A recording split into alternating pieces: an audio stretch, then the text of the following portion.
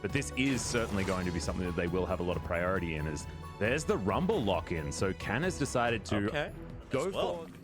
Yep, he's going to spot Canyon here, as it is going to be 4 versus 3, but Trouble Bubble goes wide. Beryl getting taken down to 300 now, as the Dawning Shadow not available just yet. They're only level 2 as the Ignite's ticking down onto Beryl. Effort will fall down for first blood, though, as Faker tanking up the turret for way too long, and it's a botched dive by T1 of all teams, as now Elm has to flag and drag himself. Some action towards it. They're still focusing on the bottom lane for T1. Oh my god, he picks the gap as Beryl sidesteps, but it looks like there will still be enough damage here as Elm does take down the Scion.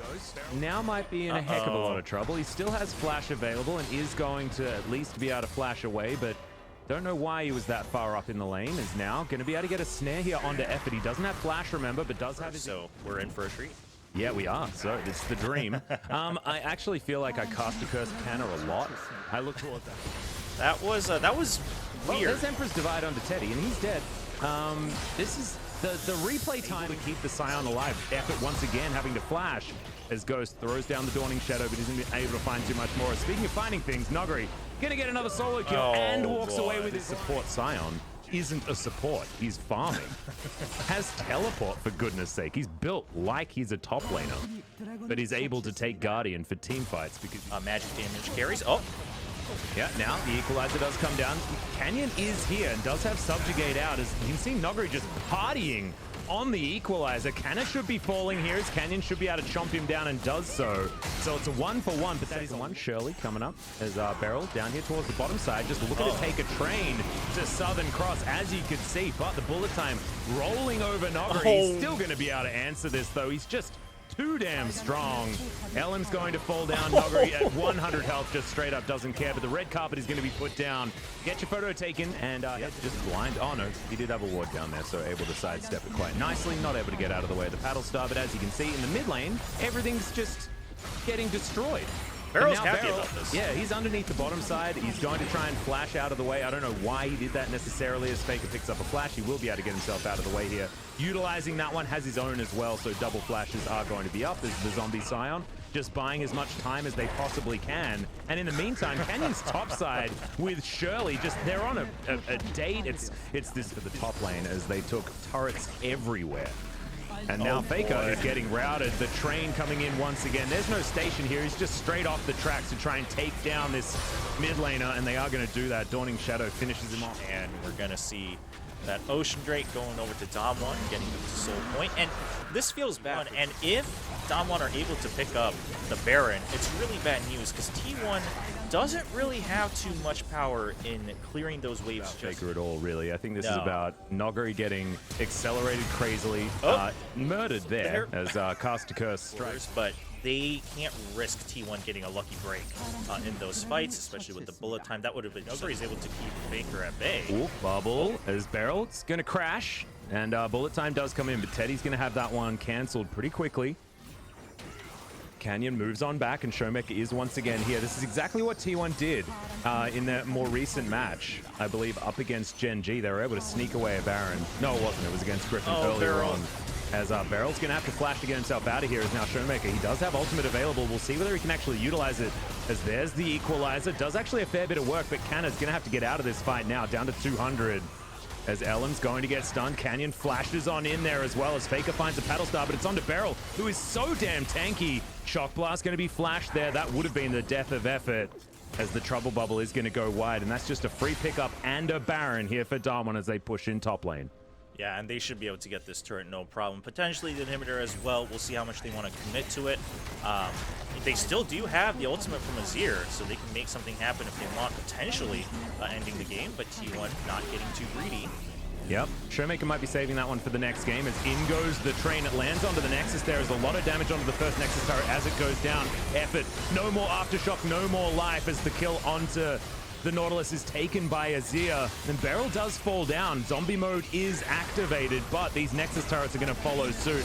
Battlestar goes wide. Faker just taking poke damage from what feels like everywhere, as Canyon's just playing topside. You can see Showmaker just autoing down this Nexus. He still has Emperor's Divide, by the way, guys. He's looking for an excuse to use it, but I think the Nexus is going to go down too soon, and it does, as Damwon destroy T1 in game 1.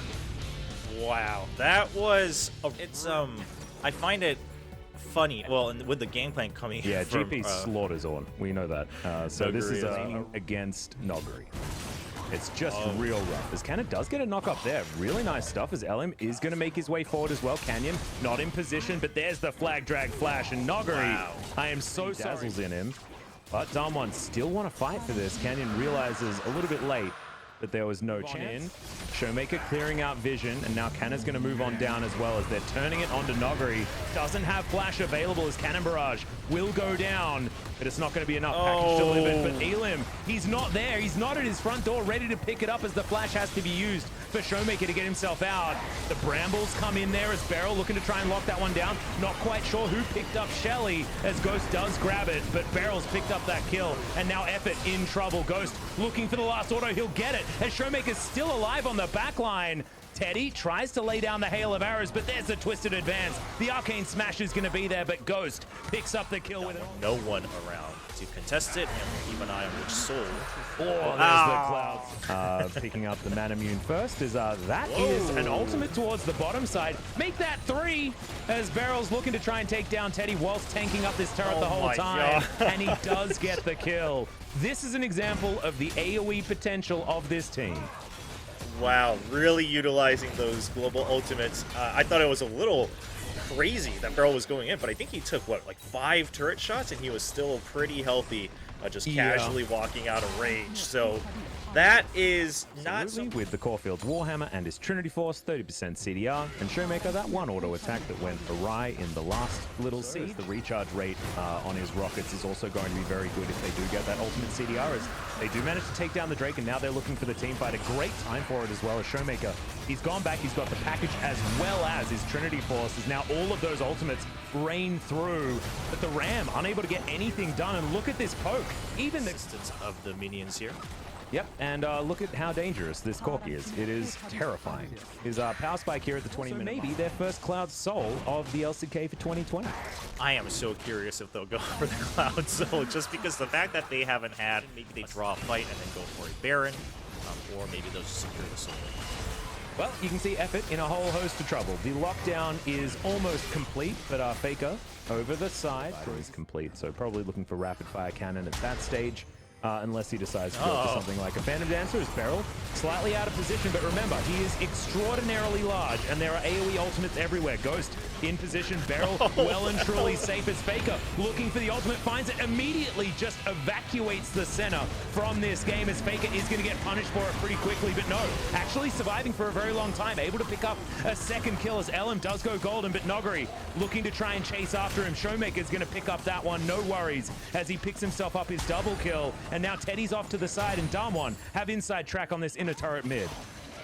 Wow, if you looked at the map as that fight was starting, there was no way Damwon should have come on top in that fight. All of Damwon was spread out across the entire map, not in the complete opposite lanes, but throughout the jungle. They come in fast enough, like you said, Atlas, thanks to some of those ultimates that they can put out globally, and of course, those also providing some slow in the form of gangplanks, cannon barrage, and they're able to actually take the inhibitor off of that. So T1.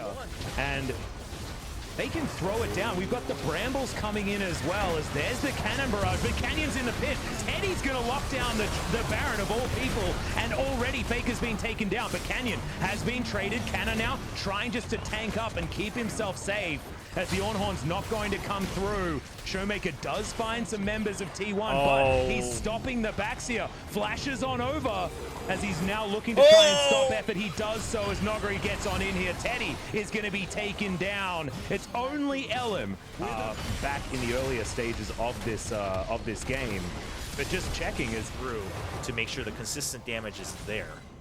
Yep, and just checking in on the recharge time of these rockets. Showmaker's going to basically permanently have all of that movement speed, as Emperor's Divide will deny access for a few of the Damwon players, but as soon as a few of them get underneath this turret, it is bad news bears for T1, as you can see how much damage they're starting to do. This gangplank's so big in this team fight.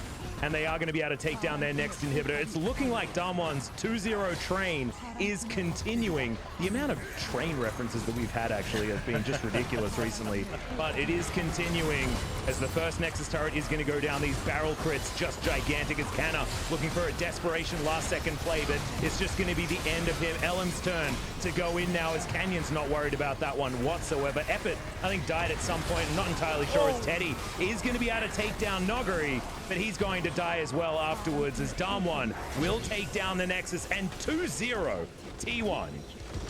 Wow. I mean, this is great news for Damwon fans. This is the